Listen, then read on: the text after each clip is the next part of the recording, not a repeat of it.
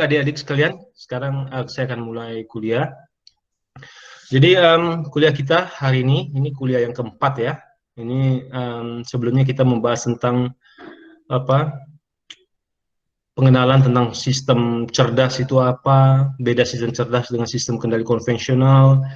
Kendali konvensional dan kendali modern. Kendali konvensional itu biasanya berbasis target ya, atau biasa disebut dengan regulated atau feedback control ya. Kalau orang Jerman menyebutnya Regelungstechnik, itu artinya berdasarkan target gitu. Misalnya kita ingin mengontrol suhu di kamar 25 derajat Celcius, jadi kontrolnya berfungsi untuk menjamin suhu di kamar itu 25 derajat Celcius. Artinya ada itu tugasnya gitu ya. Salah satu teknik yang terkenal itu adalah PID. Kemudian juga kendali modern itu seperti state space ya, model predictive control, itu pengembangan dari sistem kendali konvensional yang biasanya diterapkan kendali konvensional itu pada SISO, single input single output. Dan sedangkan state space sudah bisa mengakomodir sistem yang bentuk MIMO, multiple input, jadi banyak input, multiple output, banyak output, atau biasa dikenal dengan MIMO aja, multiple input, multiple output. Nah, sistem cerdas itu sistem yang sedikit berbeda. Pengembangan dia bisa masuk ke software engineering, makanya kadang-kadang sebutnya intelligent system, computational intelligence, macam-macam. Nah, itu jadi soft computing kadang-kadang, kalau itu terkait dengan komputasi. Nah, kita juga sudah membahas tentang sistem pakar atau expert system pada kuliah sebelumnya. Nah, sekarang kita akan membahas tentang fuzzy. Fuzzy itu sebenarnya secara harafiah artinya itu adalah kabur. Kabur itu dalam artian bagaimana menyampaikan sesuatu itu dalam kacamata matematika.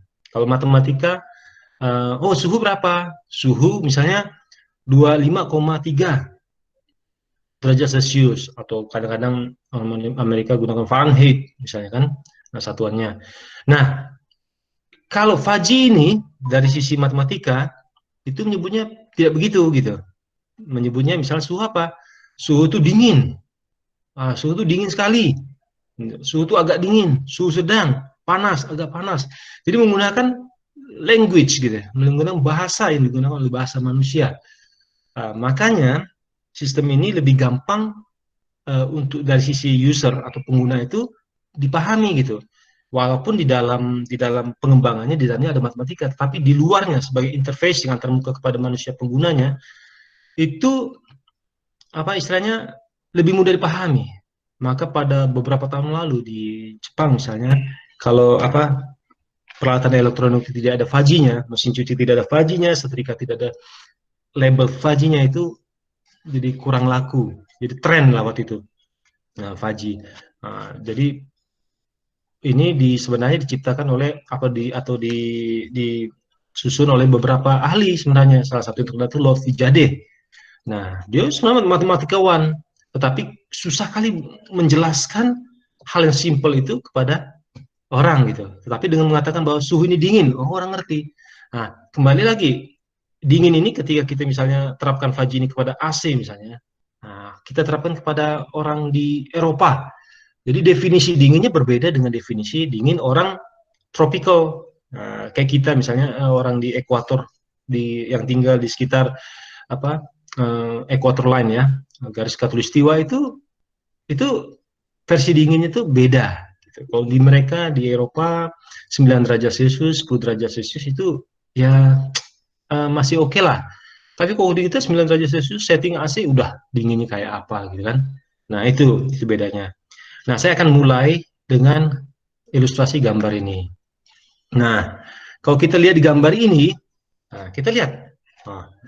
Ini sistem presisi menggunakan informasi yang sangat valid. Tetapi ada benda jatuh gitu ya. Benda jatuh. Ini logika fuzzy. Apa yang kita katakan kepada orang ini, jadi kepada user ini, lebih kepada user. Nah, kita teriak gitu, siapa? Misalnya Erlan atau Hansen, sebuah benda. Ini misalnya siapa ya? Ini si Erlan lah ya. Ini si Hansen. Ada benda mau jatuh, si Erlan bilang, Erlan, gitu ya. Nah, Hansen ya, sorry. Hansen, sebuah benda 1.500 kg mendekati Anda dengan kecepatan 57,5 meter per detik. Si Hansen bingung apa gitu, mencernanya aja sudah agak kerepotan gitu ya. Nah, nah, belum dia mencerna udah ketimpuk sama ini. Udah. Nah, tapi ketika ini, ya, hati-hati ya, ini singkat, padat, dan dimengerti dia. Hati-hati di atas. Hati-hati. Jadi lebih gampang. Jadi kalau di gambar kiri ini mementingkan presisi, informasi yang presisi, ya. Kalau yang sebelah kanan itu mementingkan informasi yang penting yang disampaikan kepada pengguna, gitu ya, atau operator atau apa. Nah, makanya yang lebih mudah dimengerti adalah yang sebelah kanan, gitu ya. Nah, karena dia memperhatikan informasi yang penting. Nah, kira-kira logika Fajri itu ilustrasinya seperti itu. Jadi ilustrasi logika Fajri itu sedikit banyak mengadopsi paradigma gambar yang sebelah kanan. Jadi menunjukkan informasi-informasi yang penting, walaupun di dalam desainnya sendiri nanti ada, karena logika Fajri itu diterapkan pada komponen elektronika, tentu tidak elektronika juga tidak mengerti arti kata hati-hati. Tetapi hati-hati ini diterjemahkan nanti di dalam bahasa pemrograman apa sebagai apakah tegangan atau apa ya. Itu di bawah, desain di bawahnya. Tapi di luarnya yang tampak oleh manusia itu adalah bahasa-bahasa yang dimengerti oleh manusia seperti itu. Nah, ya, kalau kita lihat logika Fajri apa? Suatu cara yang tepat memetakan suatu ruang input ke dalam suatu ruang output, gitu ya. Nah, contoh pemetaan dalam bentuk teks, ya. Mahasiswa belajar dengan rajin, kemudian ia mendapat nilai yang bagus, gitu kan? Nah, rajin ini kan kayaknya sepertinya subjektif ya. Tetapi dengan mengatakan rajin ini kita paham, oh rajin, udah kebayang sih rajinnya gimana gitu ya. Rajin tuh apa tuh kebayang. Nah, dibandingkan kita dengan mahasiswa yang belajar 4 jam sehari, kemudian baca buku ini dan baca buku itu, dan penjelasannya sampai 1 paragraf, kemudian dia mendapat nilai yang bagus, itu agak sedikit melelahkan atau merepotkan bagi yang ingin mencerna maksud kita gitu, seperti itu. Tapi dengan mengatakan satu kata rajin, sudah kebayang kira-kira apa. Jadi pendekatannya makanya dalam bahasa matematika ini kabur itu dalam artinya, wah ini tidak pasti sebenarnya, memang tidak pasti, tetapi mendekati gitu. Tapi lebih mudah dipahami dan tujuan tercapai gitu. Itu yang penting. Yang kedua, lampu lalu lintas dan kondisi jauh, maka supir menjalankan kendaraannya. Ya, contoh nomor 3, Anda memetakan lampu. Ini kan input, ya, memetakan suatu ruang input. Ke dalam ruang outputnya apa? Ruang kemudian menjadi terang. Seorang karyawan menyalakan AC, ruang menjadi dingin. Kurang lebih seperti itulah, ya. Oke. Nah, ini kira-kira logika Fajri. Contoh pemetaan dalam bentuk grafis, gitu ya. Ya. Ini ruang input, ya. Perubahan suhu yang mungkin terjadi. Ini suhu yang dirasakan. Masuk kotak hitam.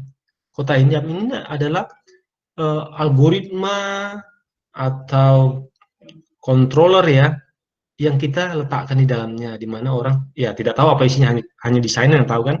Tetapi ketika suhu yang dirasakan masuk, nah dia akan mengontrol pengaturan sehingga suhu yang dirasakan nanti akan disesuaikan sehingga suhu yang dirasakan itu menjadi suhu yang diinginkan gitu ya. Jadi suhu yang dirasakan adalah suhu aktual gitu. Nah, tapi ketika misalnya cuaca ambien gitu ya, lingkungan itu panas, tentu AC atau air conditioning itu harus bekerja lebih keras gitu. Nah, tugas dari kontrol ini mengendalikan itu ya. Jadi pemetaan input output pada masalah pengaturan AC untuk mendapatkan suhu yang diinginkan. Diberikan nilai suhu yang dirasakan, ini nanti dipetakan berapa nilai parameter pengatur pada AC. Parameter apa? Bisa macam-macam. Dia mengatur entah driver untuk pendinginnya gitu ya, dan sebagainya di dalam AC itu sendiri ya. Nah, pertanyaan kenapa logika Fajri ini gunakan? Seperti yang saya sampaikan secara sekilas tadi itu, yang pertama itu mudah dimengerti karena dasarnya pada bahasa alami. Jadi rata-rata yang kuliah tahun lalu itu ya ini rata-rata yang masuk lah ya, yang masuk dan mengikuti benar-benar itu mudah mengerti karena dasarnya pada bahasa alami, bahasa kita sehari-hari gitu. Kemudian fleksibel gitu. Jadi fleksibel dia. Kemudian memiliki toleransi terhadap data-data yang tidak tepat. Ya kurang lebih dikit nggak salah. Nah, itu nggak masalah. Jadi untuk sistem yang tidak memerlukan tingkat presisi tinggi ini sebenarnya oke gitu.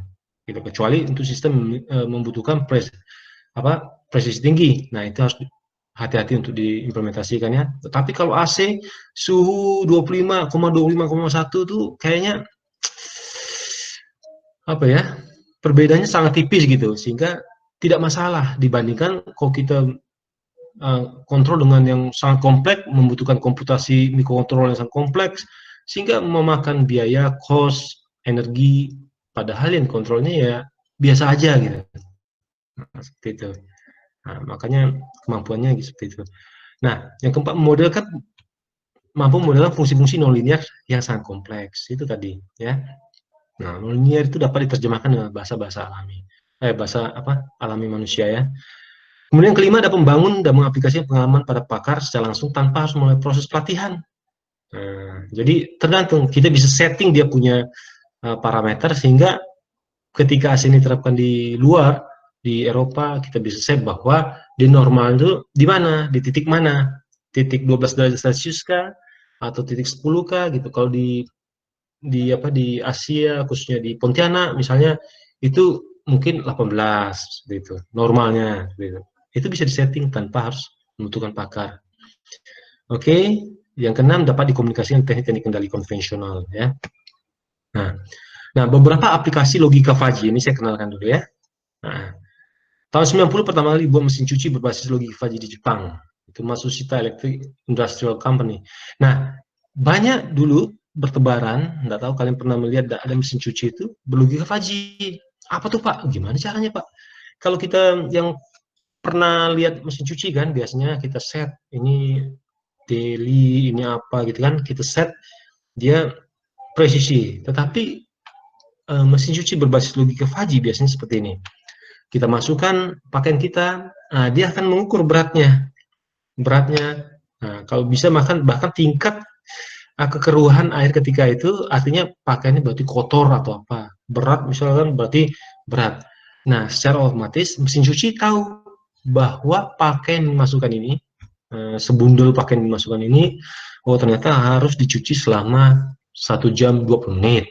Nah, tapi untuk misalnya kasus yang lain, pakainya ringan, kotorannya sedikit, dia mungkin mencuci cuma 30 menit.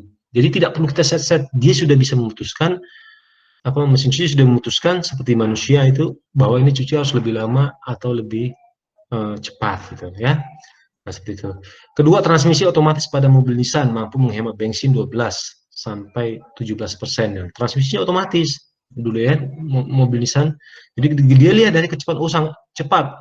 Jadi transmisi diganti dengan gigi berapa, misalnya gigi 4 otomatis gitu, tanpa kita memindahkan secara manual, gitu ya. Kemudian ketiga, pemberhentian otomatis kereta bawah tanah Sendai pada area tertentu. Jadi otomatis, pemberhentian secara otomatis pelan-pelan. Nah, kecepatan gimana, posisinya di mana, itu gimana ya? Seakan-akan ada manusia yang di depan, di ujung melihat posisinya udah pas atau belum gitu. Ya, jadi kira-kira begitulah. Kemudian yang keempat itu manajemen pengambilan keputusan, basis data, tata letak pabrik, pembuatan games dan sebagainya. Itu banyak hal contohnya. Dalam ekonomi, sistem pemasaran kompleks. Gitu. Kalau misalnya indeks ISG saham gabungan itu ya, itu naik gimana? Jadi otomatis, gitu ya. Tapi ini biasa diterapkan dengan gabungan dengan neural network. Jadi biasa disebut neuro Fuzzy, ya.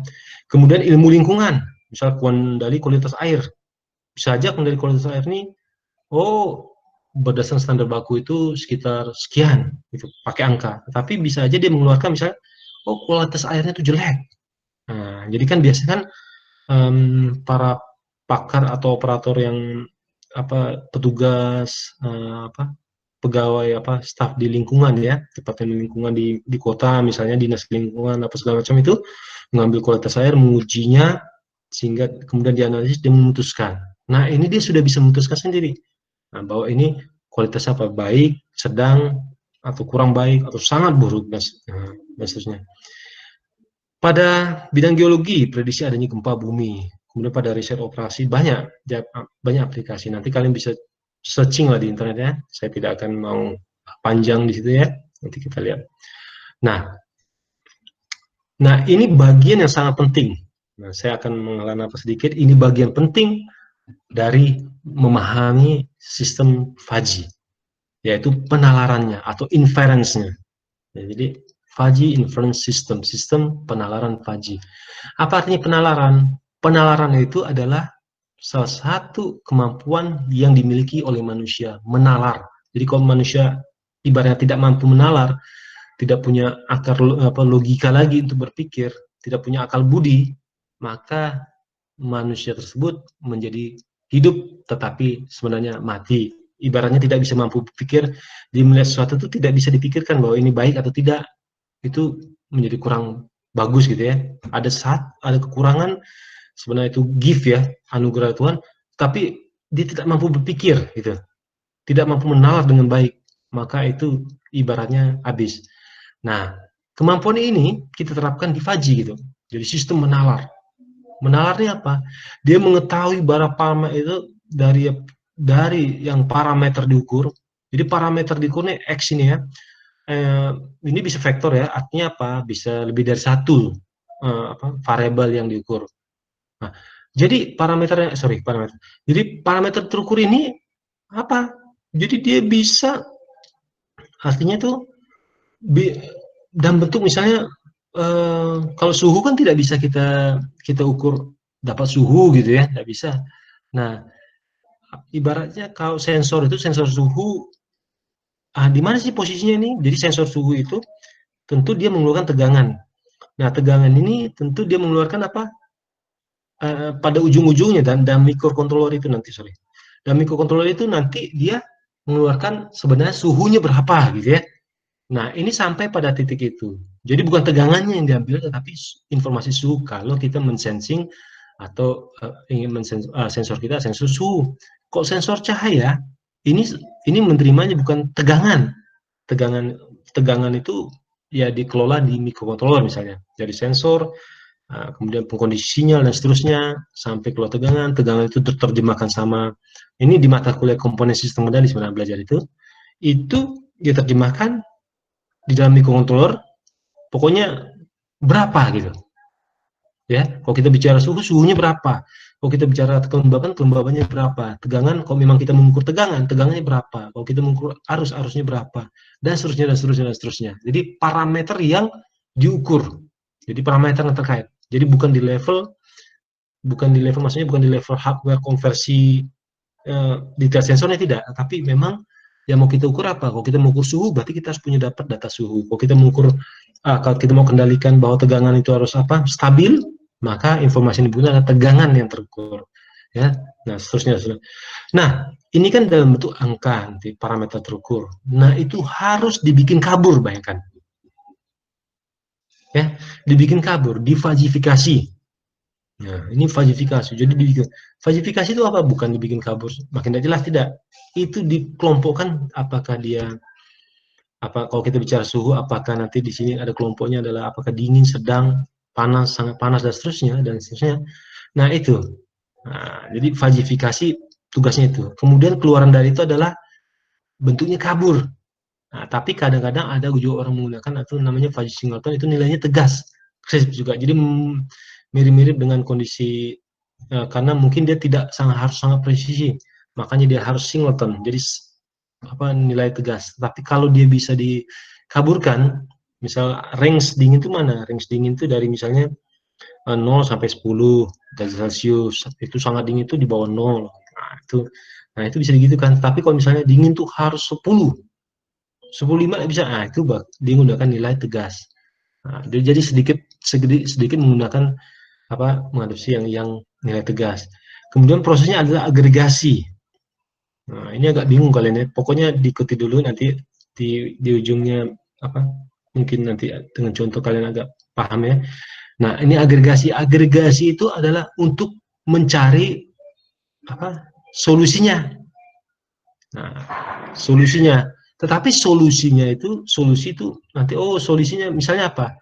Oh, berarti misalnya kita bicara AC air conditioning misalnya dingin. Nah, terlampau dingin misalnya, sangat dingin. Oh, berarti AC itu dayanya kecil gitu. Nah, jadi di set dayanya kecil gitu ya. Nah, itu jadi faji juga dia bahasanya. Tetapi kalau misalnya panas, di set itu AC itu dayanya besar. Kenapa besar? Karena dia butuh untuk mendinginkan lebih gitu ya. Nah, tetapi kalau misalnya dia sangat dingin, berarti dia harus mengurangi apa? Mengurangi dayanya sehingga AC-nya bekerja lebih turun lagi. Kemudian nilai kabur itu harus didefajifikasi. Nah, defajifikasi ini apa? Nilai kabur itu harus diubah karena tentu mikrokontrolernya tidak akan paham, tidak akan mengerti. Misalnya dikasih daya tinggi, kan bingung nih. Mikrokontroler itu daya tinggi itu maksudnya apa daya tinggi itu? Gitu kan? Nah, itu tuh harus diubah menjadi nilai tegas juga. Misalnya, berarti tegangan atau dayanya itu sekian persen. Nah, sehingga itu gampang lebih dimengerti gitu ya, lebih dimengerti. Oke, nah sekarang kita akan belajar fajifikasi. Jadi fajifikasi, oke? Ada pertanyaan sampai sini?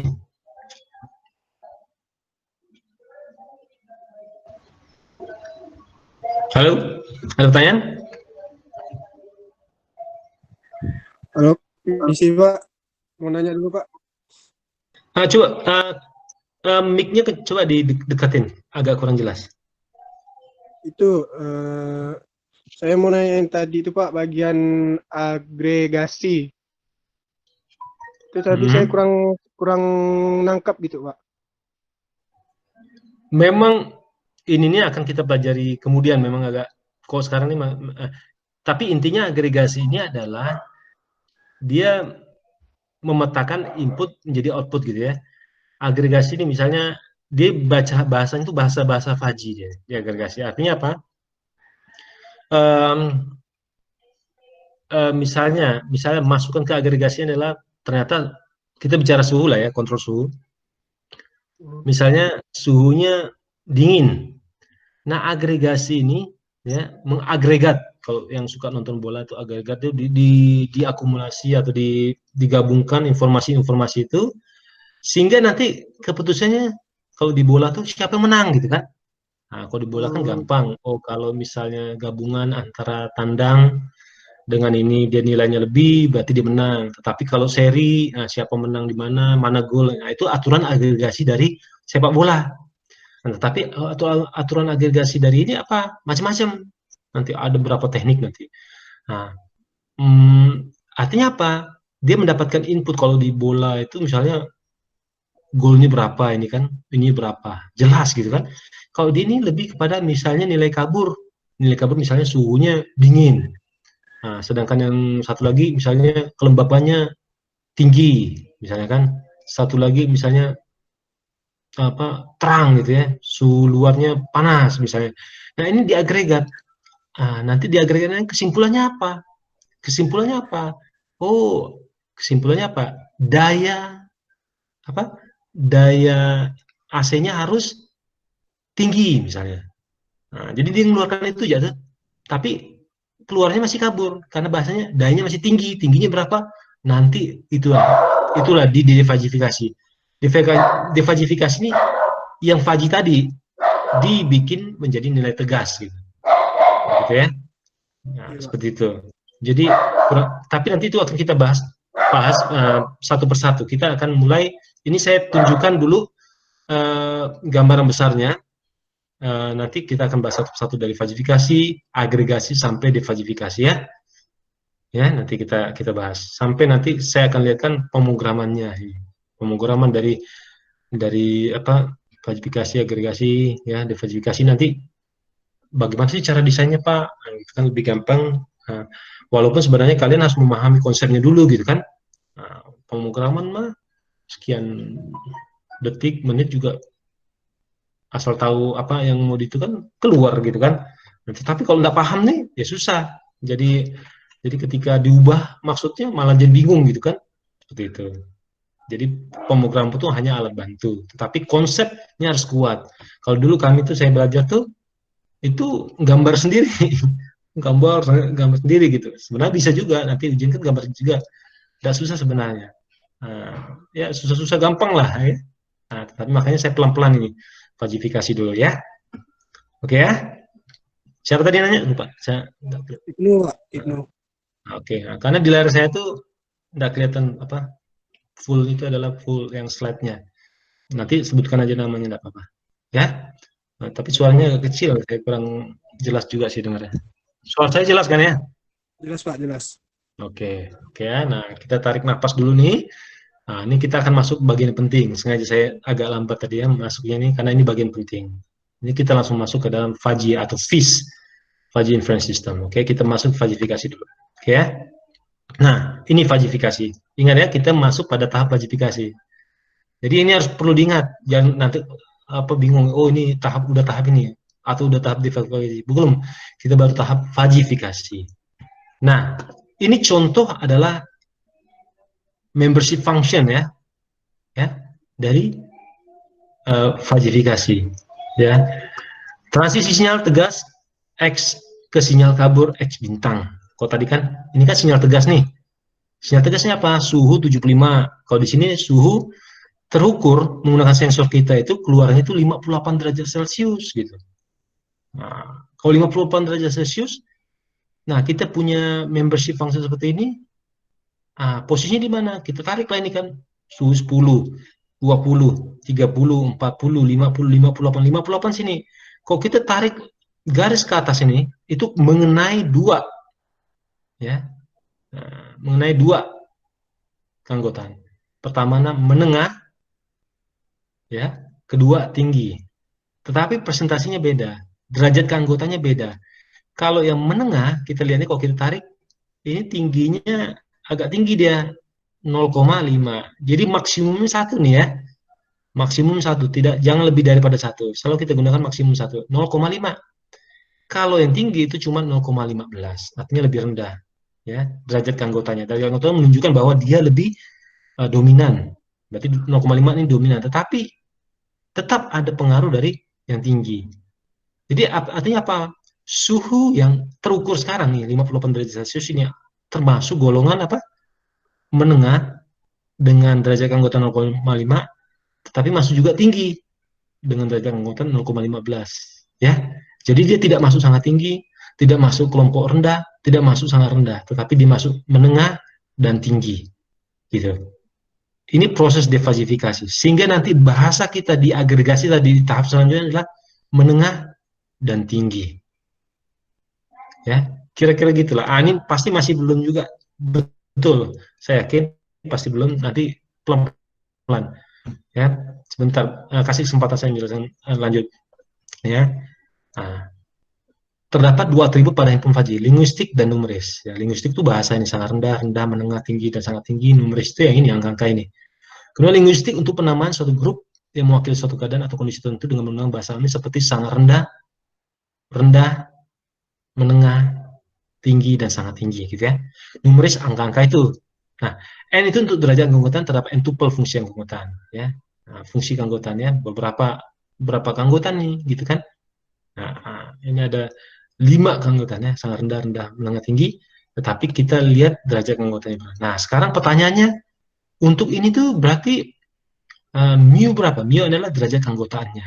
Derajat keanggotaan lambangkan mu ya. Untuk mu sangat rendah, ini ada tidak kena nih untuk suhu yang aktualnya, untuk parameter tuku 58 derajat Celcius nih, ada kena nggak nih? Nggak ada kan? Kalau kita tarik garis lurus ke atas kan yang kena cuma menengah dan tinggi gitu ya. Nah, makanya derajat keanggotaan mu adalah 0. Yang rendah juga tidak kena, 0. Mu menengah 0,5. Ya, mu tinggi 0,15. Ya. Nah, kemudian mu sangat tinggi tidak kena juga, 0. Gitu ya. Nah, kalau kita lihat nih, berarti kita ini sampai sini paham enggak? Sampai di sini paham ya? Sedikit, Halo? Pak. Sedikit. Nah, sedikitnya itu mana? 0,15 ke jadi derajat kepahamannya di mana nih? 0,15 ke 15%, 50%. Ini penting karena kalau ini tidak ngerti, nanti berikutnya pusing pasti. Pasti pusing ini kalau ini tidak ngerti. Pak, jadi 0 Jadi yang 00 tuh derajat keanggotaannya, Pak. Yang 0 derajat 0 keanggotaan 0,5. Kenapa 0? Tadi karena kok ini tergantung karena kita bicaranya suhunya 58 derajat, ya. Nah, kalau kita bicara suhunya berapa nih? 10, 20, 20, maka yang sangat rendah kena nih. Dengan rendah. Setinggi ini. Yang lainnya 0, menengah, tinggi, sangat tinggi jadi 0 kan karena tidak kena. Tetapi karena suhu yang terukur 58 derajat Celcius, kita tarik garis lurus ke atas, kena dua ini. Ya. Dua segitiga ini kena kan? Segitiga mana? Untuk yang menengah dan tinggi gitu kan. Nah, sedangkan yang lain tidak kena. 0, 0, sangat tinggi juga tidak kena. 0, yang kena adalah menengah. Ini setinggi 0,5 derajat anggotanya dan 0,15. Ya. Nah, kurang lebih gitu. Tetapi konsep dari parameter terukur, ini kan parameter terukur nih, kita menggunakan sensor nih, terbacanya 50 derajat Celcius. Nah, 50 derajat Celcius ini kan nilai tegas nih, kan? Diubah menjadi bahasa alami. Bahasa alami apa? Ini, oh suhunya menengah dengan derajat anggota 0,5 dan suhunya tinggi tapi 0,15. Gitu. Ya, kira-kira oke ya? Kayaknya nih.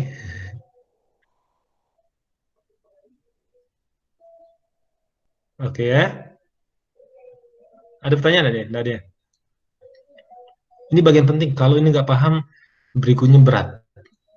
Ya, oke. Oke.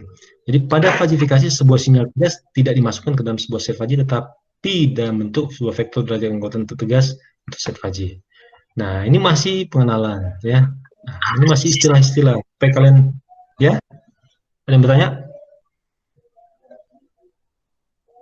Oh, saya pikir ada yang bertanya. Oke. Nah, beberapa istilah dari sistem faji yang perlu ketahui itu variabel faji. Apa itu variabel faji? Jadi kalau saya bilang variabel faji itu variabel hendak dibahas dalam sistem faji. Contohnya temperatur. Ini kan kita bicara apa? T. Satuannya derajat Celcius. Ini kita bicara temperaturnya variabelnya. Nah, kenapa variabel itu tergantung dari parameter terukur ya. Bisa dari sisi faji dia melihat sebagai variabel faji. Apakah ada 50? Kalau 50 dia cuma kena menengah saja. Yang lainnya 0 kan? Ini kalau 50 dikena menengah. Berapa derajat anggotanya? Kalau 50. Kalau suhu terukur 50. Ada yang tahu? Ini paling gampang. Berapa? Ikutin enggak nih? 0,5.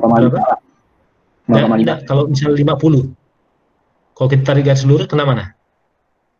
Menengah. Nah, berapa? Satu.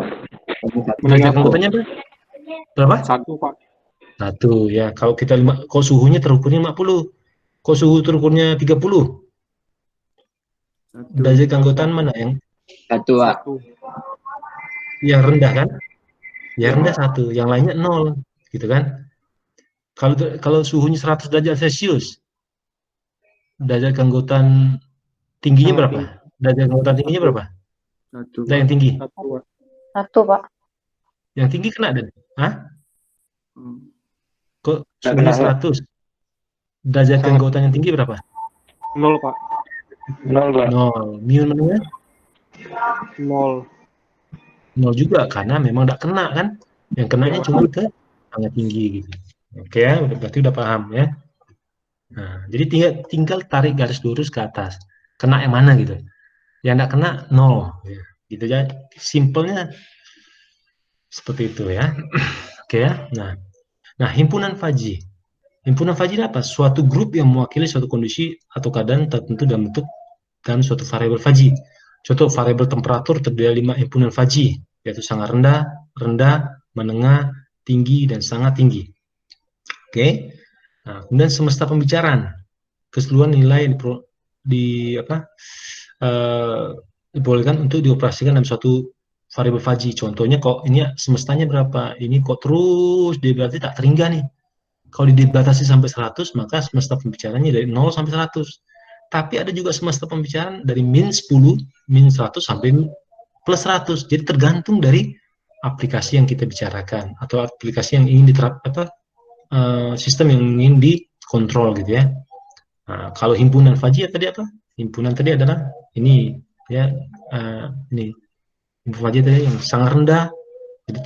Jadi ada 5 himpunan fuzzy pada fungsi keanggotaan ini kan. Ada sangat rendah, rendah, menengah, tinggi, dan sangat tinggi. Oke. Domain. Nah, domain itu apa? Domain itu keseluruhan nilai yang diizinkan dalam semesta pembicaraan dan boleh dioperasikan dalam suatu himpunan fuzzy. Contoh domain. Untuk sangat rendah, domainnya apa? Domainnya ini sangat rendah mana? Ini kan sangat rendah nih. Domainnya dari 0 sampai ini 10, 20, 25 nih kan? Iya kan? Nah, kalau rendah, domainnya berapa? Coba ada yang bisa jawab. Kalau rendah? 15 sampai 45. Nah, pintar. Oke, menengah? Menengah, domainnya ada yang bisa? 35 sampai 65. 35 sampai 65. 65. Mantap, berarti udah paham lah ya. Ah, kalau yang sangat tinggi, domainnya? 55. 75 sampai tidak terbatas. 5 sampai tak terbatas. Ya, Tinggi. tidak terhingga. Tidak terhingga ya. Ini kan tidak terhingga karena tidak ada dibatasi turun gini kan, maka tak terhingga. Nah, jadi ini juga fungsi himpunan ini dilambangkan, ini ada bentuknya triangle atau segitiga ini kan. Kalau ini trapezoid nih. Nah, nanti kita akan bahas tentang itu ya. Oke. Nah, jadi udah paham ya. Jadi ini terminologi yang digunakan supaya nanti kalian tidak bingung apa lagi nih Pak. Jadi ingat sekali lagi, variabel fuzzy adalah berapa nilai yang terukur. Kalau kita lihat dari grafik ini, nah, berapa parameter terukur? Ini X inilah. Ini variabel fuzzy-nya masuk ke dalam ini untuk difuzzy-variasi. Dia bentuknya apa? Satuannya tergantung. Kalau kalian bicara suhu pun kalau kalian bicara derajat Celcius, nanti keluarnya harus derajat Celcius ya. Itu yang diukur, yang dilihat. Nah, bisa juga Fahrenheit. Tetapi kalau kalian bicara tentang tingkat pencahayaan berarti lux per meter ya. Lux ya. Nah, kalau kalian bicara tentang kelembapan ya berapa persen gitu, dan seterusnya. Jadi tergantung apa yang kalian bicarakan, satuan variabel tersebut ya. Nah, kalau himpunan fuzzy itu ini ada berapa? Ini ada 5 nih fungsi keanggotaan ini, ada 5 himpunan, sangat rendah, rendah, menengah, tinggi, dan sangat tinggi. Di mana rendah, menengah, tinggi menggunakan bentuk segitiga atau bahasa Inggrisnya bisa triangle ya. Kalau sangat rendah dan sangat tinggi menggunakan trapezoid ya. Oke. Semesta pembicaraan itu adalah dari ini sumbu X-nya itu dibicarakan dari mana? Dari 0 sampai tak terhingga. Kalau untuk kasus lain bisa beda. Bisa dari min 10 ke 10, bisa dari min 100 ke 100, atau bahkan bisa memulai dari positif, dari 50 ke 200 misalnya. Jadi tergantung. Tidak ada harus begini, tidak. Tetapi ini tergantung dari sistem yang kita bahas. Kemudian kalau domain tadi adalah domain dari masing-masing himpunan tadi. Ini ya sangat rendah dan seterusnya ya. Oke, nah sekarang kita mulai. Kita variasikan ya. Nah, 58 derajat Celcius. Ya, kita lihat ya.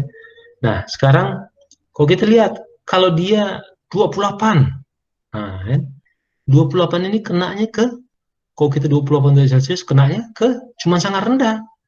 Dengan derajat keanggotaan 0,8. Ingat ya, derajat keanggotaan itu maksimum 1. Biasanya nanti dicari ada yang dapat 3, padahal di sini 1. Itu salah itu. Walaupun kayaknya hitungan benar Pak, tidak benar. Ini aja kelihatan logikanya dia maksimum 1 gitu ya. Jangan sampai nanti dapatnya 3 gitu. Itu berarti ada yang salah hitung atau apa. Nah, itu yang kenanya rendah, sedangkan yang lainnya 0. Ini kan 0. Kenapa ada 5 nih?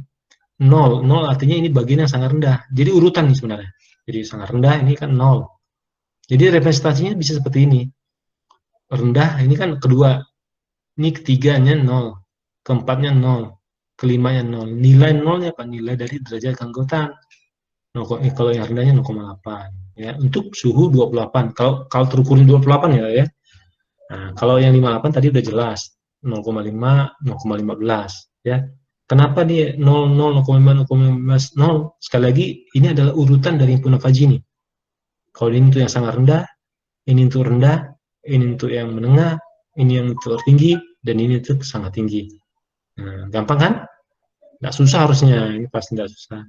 Nah ya, jadi kalau yang sudah 8 yang menjadi masuk nanti ke ini, masuk ke agregasi nih, yang masuk ke nilai ini, masuk ke akan diproses selanjutnya ke aggregation-nya adalah yang nilai kaburnya adalah rendah kalau suhu 28 tadi.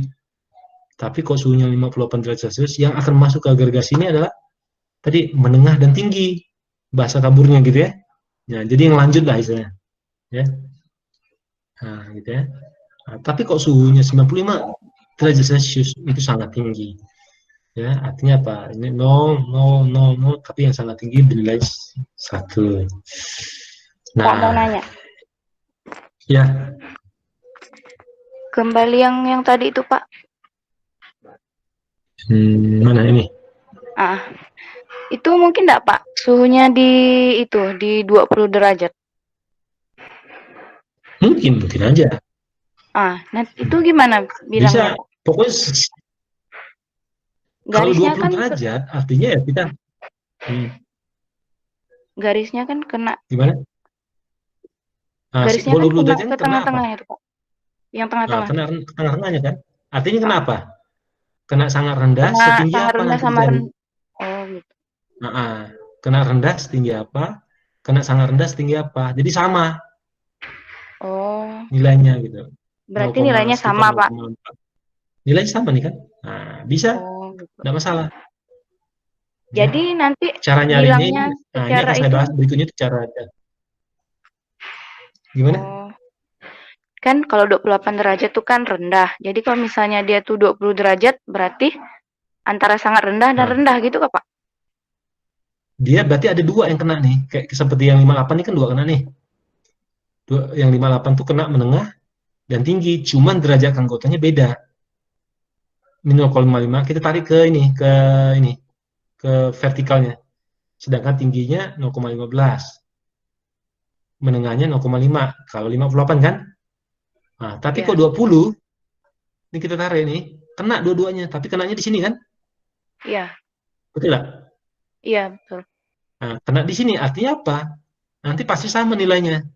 Nilai apa? Nilai derajat keanggotaan. Ini mu ini derajat keanggotaan tingginya. Jadi untuk sangat rendah. Jadi kayak gini dia nanti. Tapi nilai ini nanti sama. Yang ini nih. Nah, nilainya sama nanti nih. Yang lainnya 0 kan? Nggak kena. Yang ini sama nanti nih. Yang sangat rendah berapa? Misalnya kita katakanlah ya. 0, berapa nih? 0,3 misalnya. Atau 0,25. Tengah-tengah. Berarti 0,25 yang untuk sangat rendah. 0,25 yang rendah.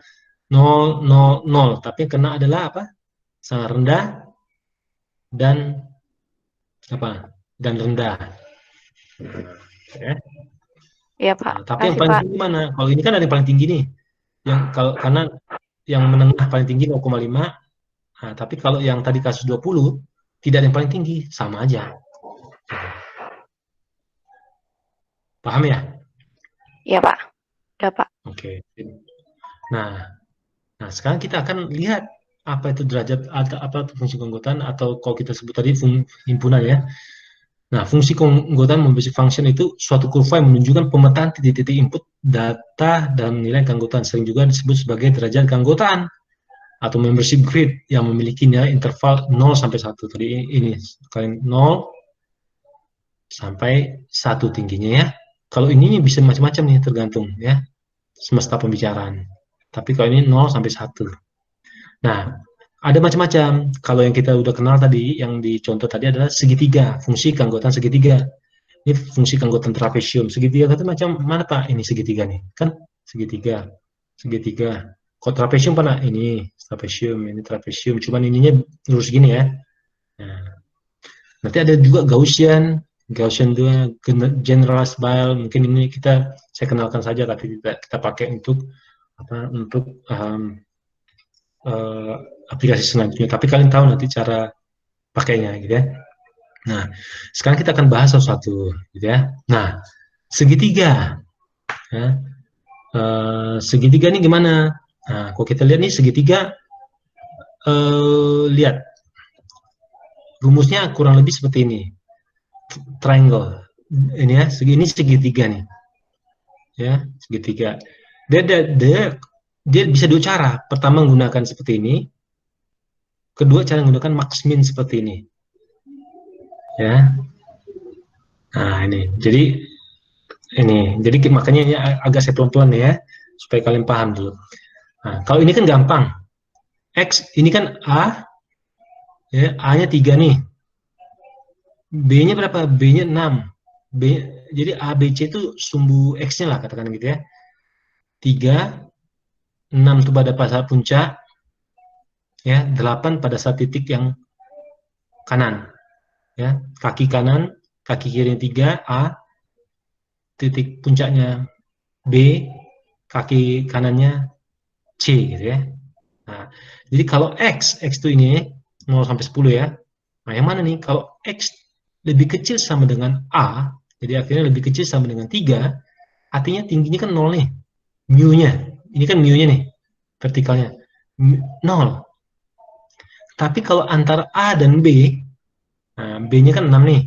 Jadi kira-kira sini, misalnya X-nya 4. Ya. Oh, kok 4 gimana Pak? Tadi kan kalian kan ini kan kalian karena saya kasih tahu nih. Kok 28 pasti 0,8. Nah, pertanyaan gimana cara mendapatkan 0,8 ini kan? Nah, 58 nih dapat ini sekian Pak. Kalau ini dapatnya sekian. Kalau ini sih gampang, 1. Tapi kok yang miring-miring ini yang harus kalian cari gitu kan? Nah, ini nyarinya gampang. Jadi kalau misalnya antara A dan B, ingat, antara A dan B berarti miringnya begini. Ya. Kalau antara B dan C, miringnya seperti ini. Ya. Oke, ini miring ke kanan, ini miring ke kiri ya. Nah, kita lihat kalau antara A dan B artinya antara 3 dan 6 ya. Berarti bisa 4, bisa 4,5, bisa 4,1, bisa 4,9, bisa 5, 5,1. Terserah lah, pokoknya antara 3 dan 6 gitu ya. Ya, antara 3 dan 6. Gimana Pak cara nyarinya? Ya ini X. Nah, nanti silakan dilatih ya. Karena saya nanti saya lupa, nanti belum ada tab untuk menjelaskan dengan cara digambarkan, nanti akan saya coba cari cara lah ya. Tetapi ini tidak terlalu susah kok. Jadi X kurang A, berarti A-nya berapa? 3. Ya. Ya, misalnya katakanlah ya 4 nih ya. Kita bilang X 4 ya. Ya berarti 4 sini kan. Nah, kita mau tahu tinggi 4 nih derajat anggotanya berapa? Nah, berapa sih Pak? Berarti X-nya kita ganti 4. Berarti 4 kurang A-nya 3. Jadi 4 kurang 3 apa? 1. Ya kan, dibagi B-nya berapa? B-nya 6. A-nya 3. Berarti 6 kurang 3 berarti 3 gitu kan. Berarti 1/3. Berarti derajat anggota nih sepertiga nih, atau 0,3 lah ya. Nah, mungkin seperti sekitar itulah ya. Hampir-hampir ya sekitar itulah. Jadi sepertiga. Ya. Oke, sepertiga 0,3 berapa gitu ya. Sekitar kurang lebih. Kalau 5 Pak gimana? Gampang lagi. Berarti 5 tinggal masukkan X-nya 5. 5 kurang A, A-nya 3. Berarti 2 ya. 5 kurang 3 2. Nah, ini tetap nih 6 kurang 3 berarti 2/3. Nah, kalau 5 itu 2/3, 0,67 sekian lah sekitar ini tingginya dapat. Jadi kita akan mendapatkan nilai ini. Jadi kalau nilai X-nya 28, kita akan dapatkan ini dengan mengetahui titik ini. Misalnya titik ini berapa? Ini kan X-nya 28, A-nya 15, B-nya berapa nih? 30, C-nya 45. Ya udah, berarti kalau kita mencari tingginya artinya apa? Tadi kalau menggunakan prinsip yang miring ini ya. Kalau kita apa? 28 kurang 15. Ya. 28 kurang 15 itu sekitar berapa? 13, ya. Nah, 13 dibagi apa? Dibagi B kurang A, B-nya 30, A-nya 15. Gitu kan? Nah, berarti berapa tadi? 13 dibagi 15, jadi sekitar 0,8 gitu ya. Kurang lebih seperti itulah. Oke, seperti itu. Nah, tapi gimana Pak kalau letaknya X-nya itu antara B dan C, jadi miringnya miring ke kiri, yang ini, ya. Nah, ini gimana Pak? Ya itu rumusnya sedikit berubah. Jadi C kurang X, nah, ini kan B-nya kan 6, C-nya 8, gitu ya. B-nya 6, C-nya 8, X-nya berapa? X-nya 7 misalnya. Berarti apa? C-nya kan 8 kan? 8 kurang 7. Berarti 1 dibagi 8 kurang 6, 2. Jadi 1/2. Jadi kalau 7 ini setengah nilainya 0,5 nih. 1/2. Nah, kurang lebih seperti itu. Kalau 7,5, ya hitung sendiri. Perhatian ya. Ya. Nah, ada cara lain. Itu bisa cara pakai ini. Himpunan seperti itu. Ada cara max min namanya. Nah, max min ini gimana? Nah, dapatkan ya nilai X-nya berapa. Misal tadi kita kan tidak tahu miring kemana, miring gini. Pokoknya dapatkan ya nilai X-nya. Gitu ya. Dapatkan nilai X-nya misal 4. Ya. Misalnya 4 ya. A-nya kan 3. B-nya berapa? B-nya 6. A-nya 3. Jadi 4 kurang 4 kurang 3, 1 ya, dibagi 6 kurang 3, 1/3, koma C, misalnya X tadi 4 ya, C berapa? C 8 kurang 4, 4 dibagi C kurang B, berapa nih? 8 kurang 6, 2, berarti 4/2, 2, berarti ini 1/3, koma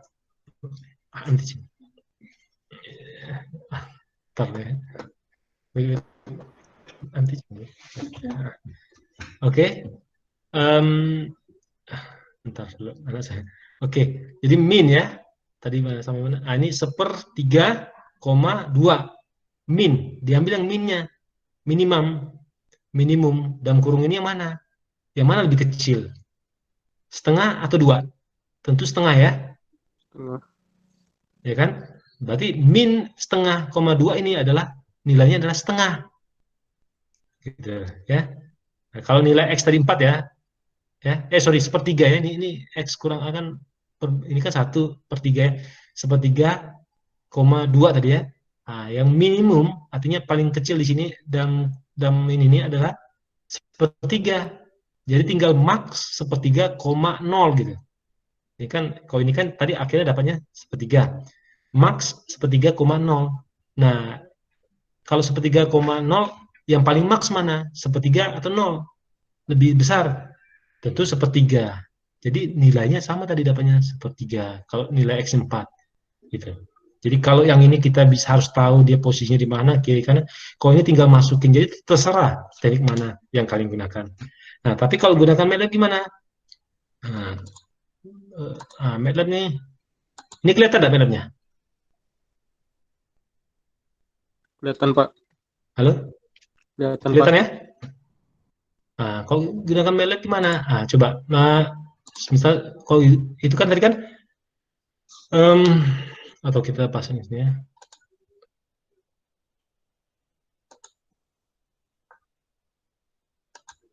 Sudah, bentar, saya kasih nama apa?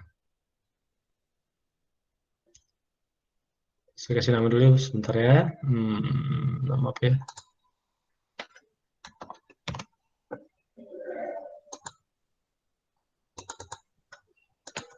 Coba MF, oke. Ya, misal kalau itu tuh kita harus X,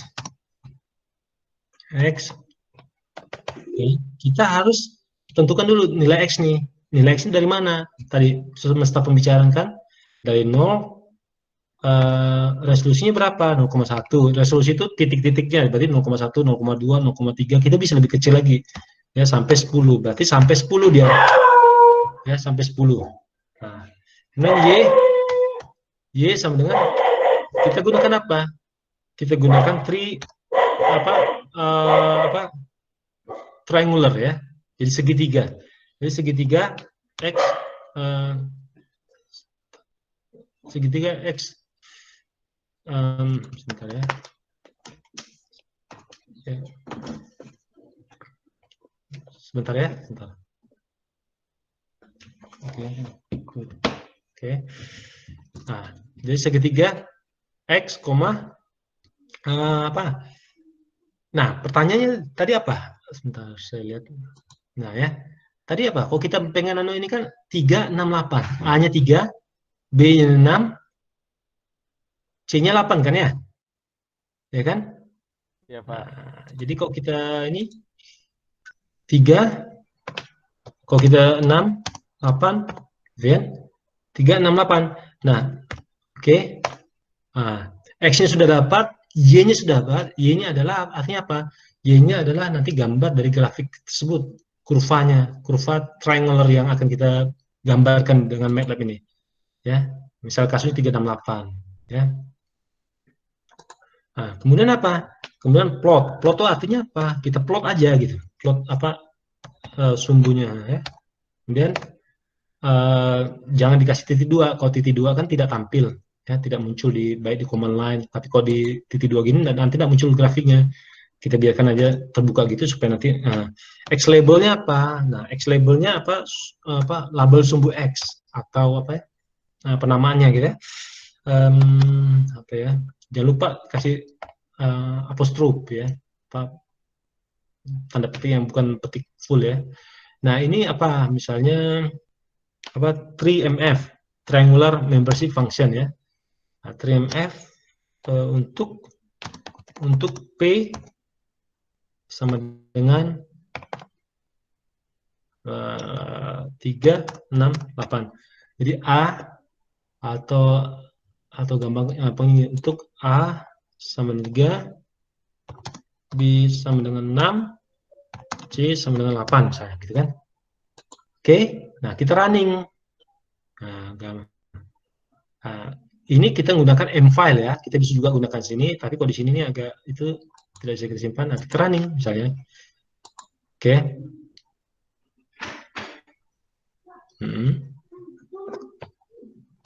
Oke.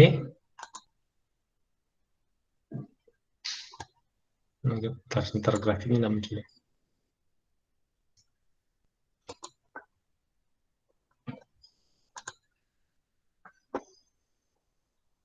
Grafiknya kemana nih? Terbuka 5. Bentar, ini yang terbuka di layar satunya. Bentar.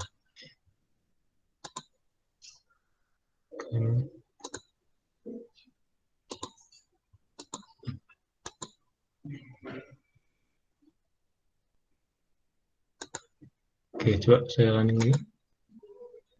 Oke, nih. Oke. Nah, ini kita dapatkan nih. Kan? 2, 3 tadi kan? 3, 6, 8. Nah, ini terserah kita mau ubah-ubah. Kalau kita lihat, kalau kita gambarnya kan, ini 0 sampai 10. 0 sampai 10 tadi apa? Seperti yang kita bilang itu apa? Semesta. Nah, ini semesta pembicaraan dari 0 sampai 10. Kalau ini 0 sampai tak terhingga nih. Tentu kita harus tahu lah. Kita sebaiknya tahu 0 sampai 100, 0 sampai 200 misalnya ya. Nah, karena fungsi susah juga tidak ketahui batasnya kan, tentu ada batasannya gitu ya.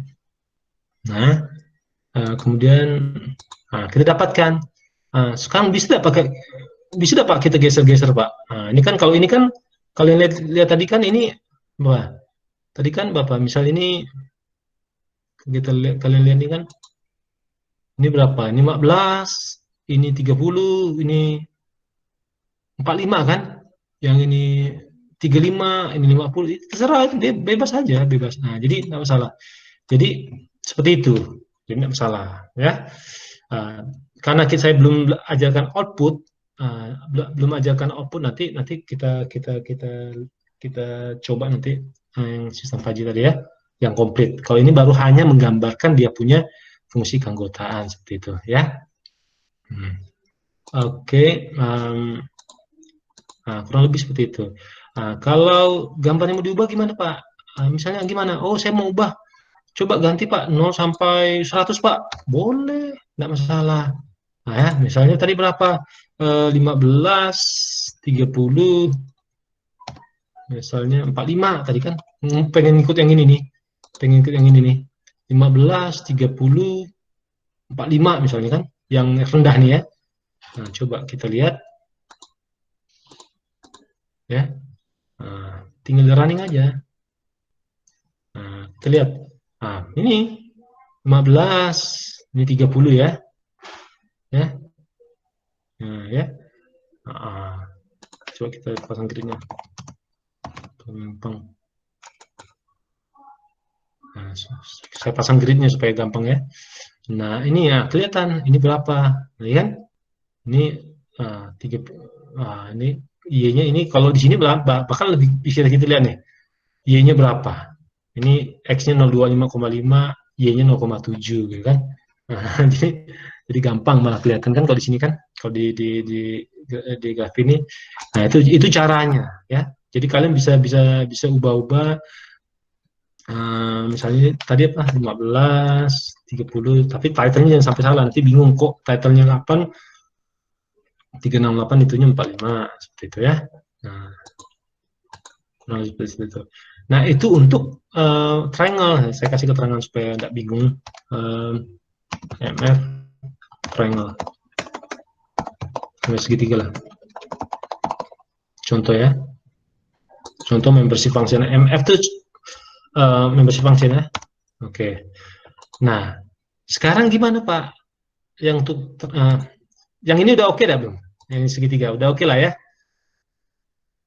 Ya, udah oke ya? Cara menggambarkan ini MATLAB ya. Jadi kalau kalian nanti menggambarkan bisa. Nah, udah oke belum nih? Udah, Pak. Oke ya, udah susah ya. Contohnya pun ada saya berikan di sini nih. Kalau mau nanti dicoba-coba lagi ya. Oke. Nah, saya ingin menunjukkan. Nah, sekarang kok trapezoid gimana Pak? Trapezoidnya berapa? 1, 5, 7, 8. Bedanya trapezoid nih, B dengan C ini jadi ada 2. Kalau di segitiga kan, dia tuh kalau segitiga dia kan 1 nih. Nah, kalau trapezoid ini jadi dia ada 2 titik nanti nih. Jadi ada sedikit space interval di sini yang bernilai 1. Ya. Nah, kalau kita lihat ini 1 titik ini 5 X-nya ya. Ini 7 X-nya ya. A, B, C, D. Jadi bedanya itu ya sih. Jadi kalau di bawah A, ini kan A, di bawah A nih, X di bawah tuh tingginya 0, mu-nya. Nah, kalau antara A dan B, jadi antara 1 dan 5, tinggi itu berapa? Dihitung pakai cara yang triangle tadi sama persis. Tapi antara B dan C, ini pasti 1 nilainya kan?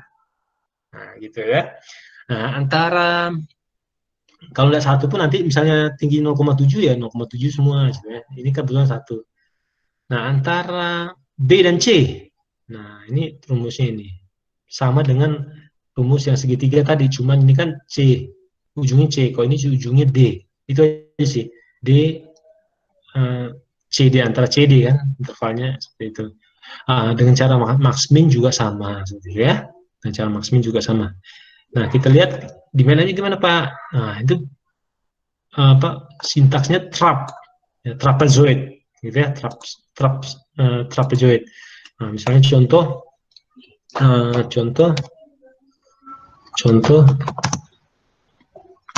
MF trapezoid gitu ya. Oke, contoh yang trapezoid. Nah, misalnya kita copy aja lah ini, dapat capek ya.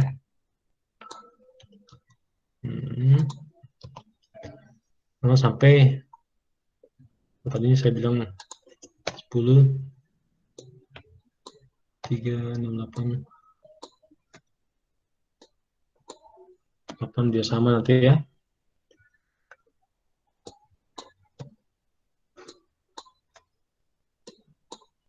Oke ya. Nah, ini misalnya 10. Berarti tadi berapa? 1578 kalau salah ya.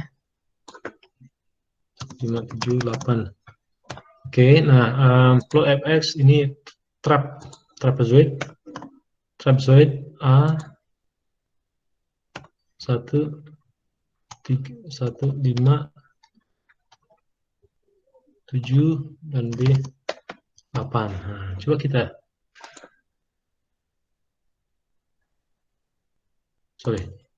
terap. Oke ya. Nah, kita lihat gambarnya. Nah, ini trapezoid nih. Nah, saya 1, 5, 7, 8 gitu ya. 1, 5, 7, 8. Oke ya. Nah, seperti itu kira-kira. Nah, ini sebenarnya bersama dengan yang lainnya. Jadi kalian gampang, ini dengan bantuan tools ini sebenarnya gampang sekali untuk memahaminya ya. Nah, seperti itu. Oke. Kemudian bagaimana Pak? Sampai yang trapezoid ada masalah? Saya rasa tidak ada ya. Trapezoid tidak ada masalah ya. Nah, jadi kok ini nilainya berapa? Bisa lihat nih, 0, sekian, 0, sekian ya. Ini X-nya 07,2, X-nya 7,2, ini Y-nya adalah 0,8 gitu ya. Nah, X itu mana? X-nya sumbu horizontal ya. Oke. Oke ya. Ada, saya rasa jelas ya. Oke. Nah, sekarang yang bagaimana kalau yang Gaussian ya? Gaussian ya. Kalau Gaussian kita lihat seperti ini.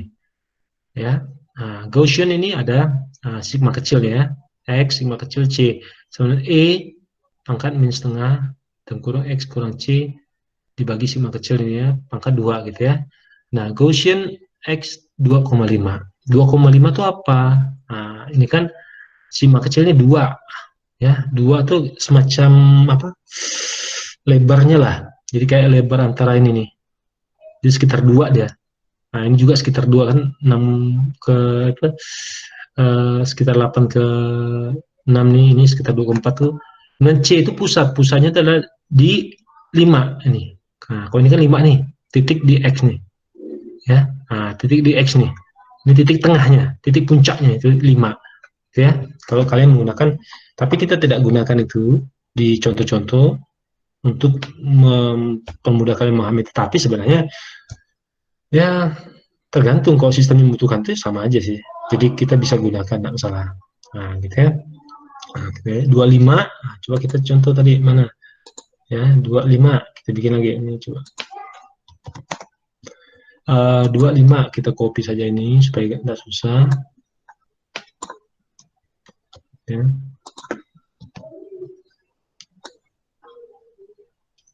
Gaussian ya.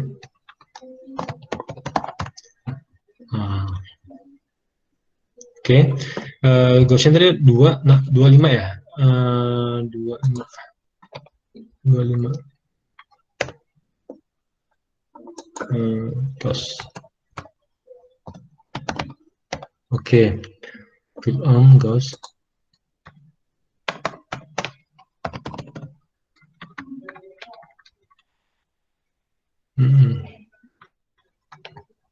Dua apa? C. Ini sigma ya. Susah karena tidak ada simbolnya ya. Saya pakai sigma kecil ya. Oke, nah kita lihat.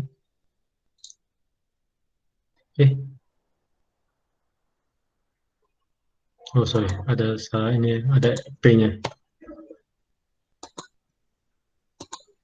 Nah, ini Gaussian ya. Gaussian bisa kita gambarkan ini. Jadi Gauss MF untuk sigma kecil dan seterusnya. Nah, ini bisa juga kalian gunakan yang lainnya. Ya, jadi ini bisa diterapkan. Nah, kemudian lalu sebentar, ini jam berapa? Oh masih ada. Ya Gaussian ya. Nah, sekarang kalau yang lain, ini Gaussian combination 2 hampir sama dengan segitiga tadi, triangle kan seperti ini puncaknya 1. Kalau Gaussian combination ini dia seperti trapezoid. Jadi ada interval di mana dia 1 gitu. Jadi 1 ya. Nah, dia rumusnya kurang lebih seperti ini ya, sigma kecil 1, sigma kecil 2, C1 pusatnya ini. Ya, kalau ini 4 ya, 4 berarti titiknya sini. Kalau ini apa? Kalau ini 1 ini artinya apa? Sigma kecil dia lebih tajam. Jadi makin kecil ini sigma kecil ini, kalau ini kan 2, ya kan? Kalau 2 berarti agak lebar, 4 nanti makin lebar gitu ya. Nah, kalau kita ubah tadi misalnya ini, bentar. Ini coba kita ubah menjadi lebarnya 4 misalnya kan, 3 misalnya. Kalau kita bandingkan tadi, kita lihat dulu ya, kita rekamnya ini gini kan. Nah, kalau kita running ini, supaya nampak perbedaannya. Kita running, oh ini makin melebar dia. Tapi kalau kita kecilin, apa sigma kecilnya, makin tajam dia. Oh, makin tajam gitu. Jadi itu adalah lebar ini. Lebarnya 1. Nah, kalau yang kita pakai tadi lebarnya 2. Nah, kalau 2 agak sedikit lebar gitu ya. Nah, jadi lebar ini 2. Nah, sekarang kalau di yang Gauss 2 tadi itu, Gauss 2 tuh kita coba Gauss combination ya.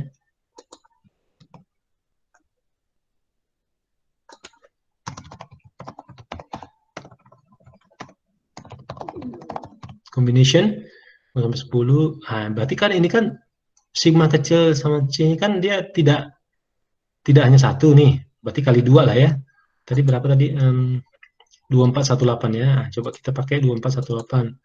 2418.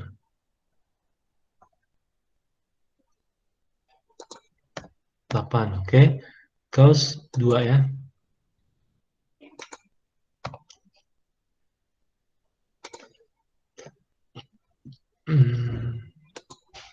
Nah, ini agak panjang ceritanya. 2 C4 4.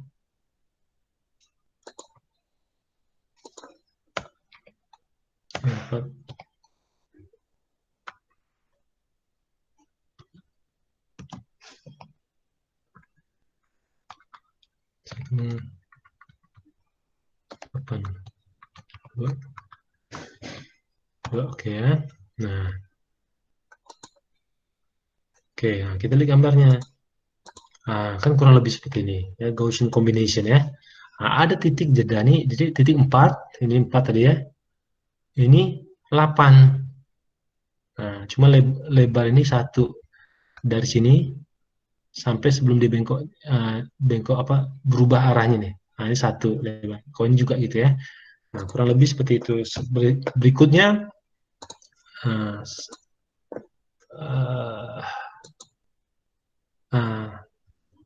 nah ada juga generalized Bell. Nah, yang generalized Bell itu kita lihat ada A itu adalah lebar dari fungsi keanggotaan. Ini 2 nih lebarnya kan. 5 ke 7 ya. Nah, B itu adalah positif, kalau negatif maka bentuknya terbalik. Ya, kalau bentuknya terbalik dia. Kalau ini positif, ya, ini berdasarkan rumus di sini. Daripada capek masuk rumus ini, tinggal gunakan sintaksnya ada. C adalah pusat dari FK, 6. 6 adalah titik tengahnya gitu ya. Jadi kita bisa gunakan 2, 4, 6 ya. Kita coba. Apa?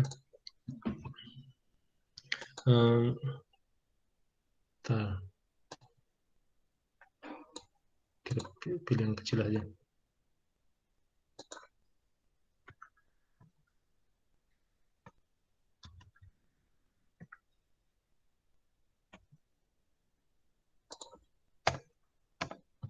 Ya, contoh MF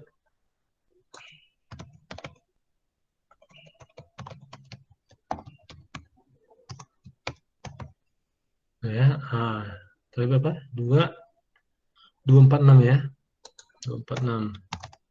Oke, ke Gibel.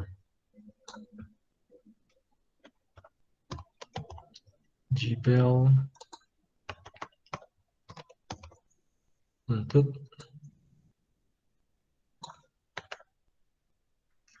saya bikin gini ya supaya gampang lah ya.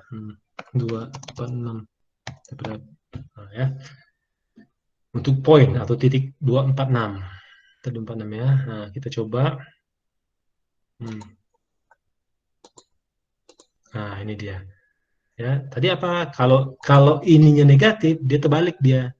Ya, misalnya ya.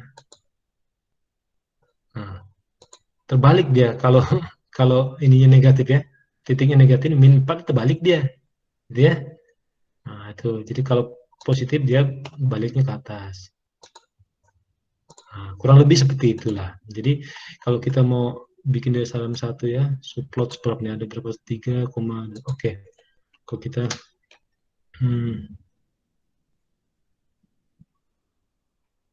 oke, coba kita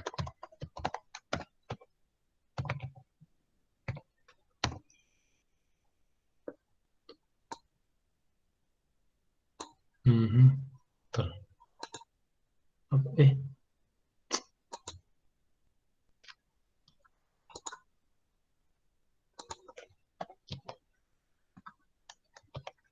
Kita jadikan satu gambar semua ya, supaya kelihatan semua.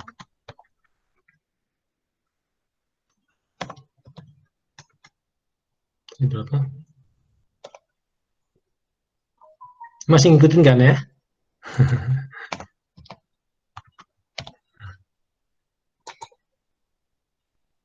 Nah, kalau kita jadikan satu seperti ini dia gambarnya semua kan, jadi nampak dalam satu grafik. Nah, ya. Nah, gimana sih Pak caranya Pak? Ini masih ngikutin semua ya? Halo? Iya, Pak. Gimana Pak? 32 artinya apa? Itu 3 baris, 2 kolom. Ini 3 baris, 2 kolom, gitu kan? Kalau kita mau menplot beberapa gambar gitu dalam ini gampang. Ini sekarang saya kasihkan basicnya lah.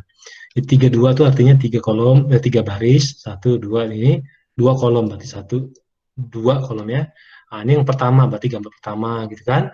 Nah, ini gambar kedua, sorry. Nah, gambar kedua ini, ketiga ini, keempat ini, kelima ini. Jadi kedua, ketiga, ke mana nih? Ketiga, keempat, kelima. Nah, ini kelima. Tadi generous bile. Nah, gitu. Kurang lebih seperti itulah ya. Nah, nanti jadi gambar-gambar ini ya hanya menampilkan, tetapi dalam kontrol nanti bagaimana Pak? Nanti akan saya tunjukkan, tapi mungkin bukan sekarang. Kita tunjukkan pada pertemuan berikutnya. Nanti ini baru menampilkan ininya. Nanti bagaimana kita membuat rule-rule-nya Pak? Nah, nanti saya akan mengenalkan nanti dia punya apa desain toolnya untuk fuzzy logic ya. Nanti ini semua diatur di sini nanti di inputnya. Nah, di inputnya misalnya kan kalian menggunakan MF apa, triangle kah? Kalau triangle misalnya ada 3, kalian gunakan tadi apa? Misalnya triangle tuh 0, 15, ya, 30 misalnya kan, 30, nah, misalnya. Oh tapi ini panjangnya salah, 100.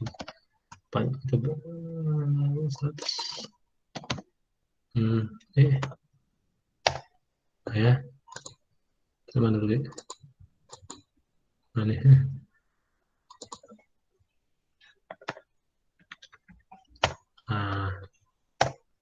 Nah, ini 030 kan? Ini 030. Jadi kalau ada satu lagi misalnya MF2-nya berapa? Misalnya 15. Ini yang nanti kalian bisa masukkan, nanti kalian sudah dapat apa codingnya. Coding itu nanti dimasukkan ke dalam pemrograman, bisa kalian kombinasikan dengan PID, bisa kalian kombinasikan dengan apa gitu di Simulink. Jadi data ini dipakai gitu ya, bisa dikombinasikan.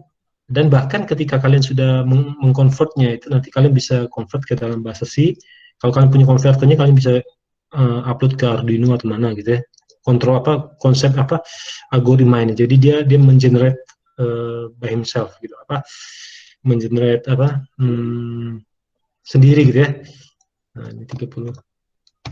Tapi harus ada coding khusus tuh. Oke.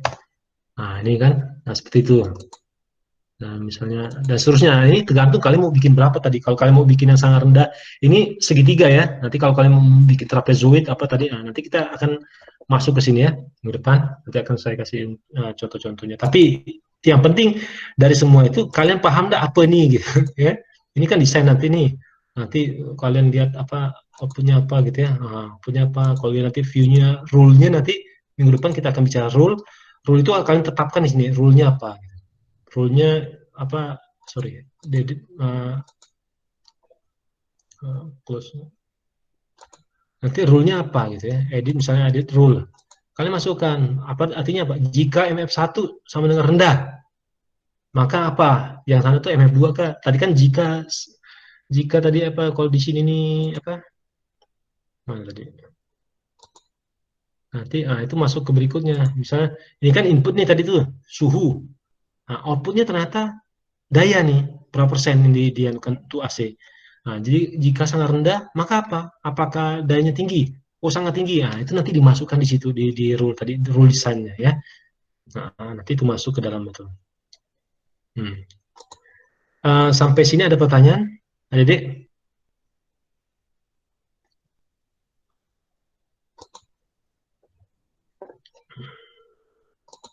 Ada pertanyaan sebelum saya akhiri? Nanti kita lanjut minggu depan lagi. Tidak ada ya? Oke. Ya, nanti kita akan belajar ini. Ingin bertanya, Pak. Ya. Untuk yang infinitif itu gimana, Pak? Yang sangat tinggi, yang tak terbatas. Nah, itu ya memang secara teori seperti itu ada. Tapi kalau teman-teman di desain itu sebaiknya nggak kita batasi lah. Ya. Tetap kita masukkan angkanya gitu kan. Kalau infinity nanti agak, tapi dalam desainnya kita masukkan. Kayak misalnya kan kita masukkan 100 gitu ya. Ya kan, jelas. Tapi kita ambil nilai yang paling tinggi. Misalnya nggak mungkin lah suhu di kamar tuh sampai 100 itu udah kebakaran. Kan kita realistik juga gitu kan. Nah, jadi gitu itu. Tapi dalam teori itu bisa infinity. Ya. Tapi dalam praktisnya tak mungkinlah kita mempertimbangkan. Kita kan sudah tahu pasti kondisi sistem yang akan kita kontrol kan. Nah, nggak mungkin lebih dari itu. Baik, Pak. Terima kasih. Ya. Ada lagi? Nah, kalau tidak ada, saya akhiri ya. Jadi sampai mohon dipelajari ini dulu, karena kenapa? Karena kalau ini tidak paham, saya perlu hati-hati nih ya. Biasa kalau di kelas tuh bisa saya pastikan mahasiswa tuh mengerti gitu. Saya kasih tugas, saya kasih contoh. Nah, ini mohon kalian mencoba sendiri. Ya, dari apa yang saya ajarkan, mencoba sendiri, ganti angkanya, bagaimana bisa dapat gitu ya. Terutama mendapatkan mu-nya, gitu ya. Nah, kemudian program tadi bisa kalian bisa validasi dengan program tadi, betul nggak yang kalian dapatkan itu betul nggak segitu. Dengan kalian misalnya triangle-nya segini, kalian misalnya T-nya kalian ubah menjadi 47 misalnya, coba cari dengan rumus yang segitiga tadi ya, apakah benar segitu? Nah, coba validasi dengan, karena nanti ketika tesnya ya kurang lebih seperti itu, mendapatkan mu-nya itu ya.